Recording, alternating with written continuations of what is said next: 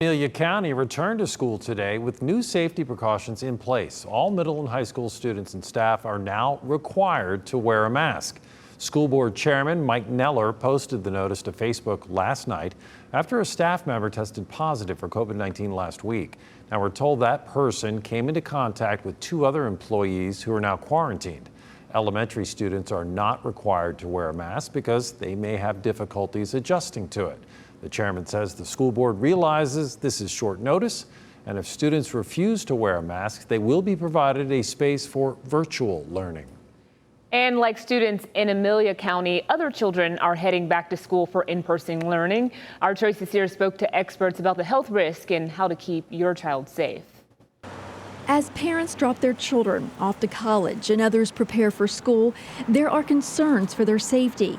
Although a recent study by the American Academy of Pediatrics shows that of all COVID-19 cases, children only make up 9%. Of all the children in Virginia that have gotten coronavirus, only 1% have been hospitalized, and there have been no coronavirus deaths in children in Virginia. But pediatric ER director Dr. Kevin Connolly still predicts we'll see an uptick in cases soon. I wouldn't be surprised if in a couple months after schools open and colleges open that we go back on lockdown again. While many larger school districts are planning a virtual-only start to the school year, other schools, including private schools, plan to offer a hybrid of in-person and online classes.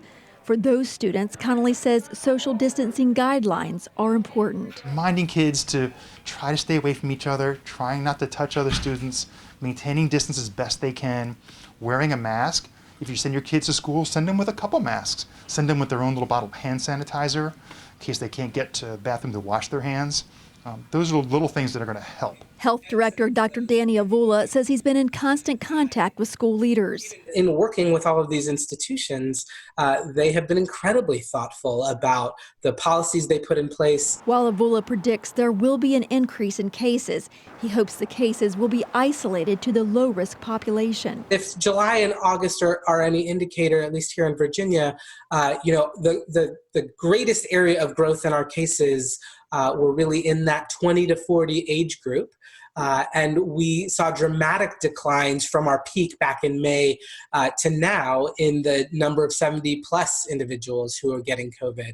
And so things like the hospitalization rate and the death rates have really slowed. The challenge now, health officials say, is to keep the virus from spreading to those high-risk communities by adhering to social distancing guidelines. That will define how much community spread we see. In Richmond, Tracy Sears, CBS 6 News.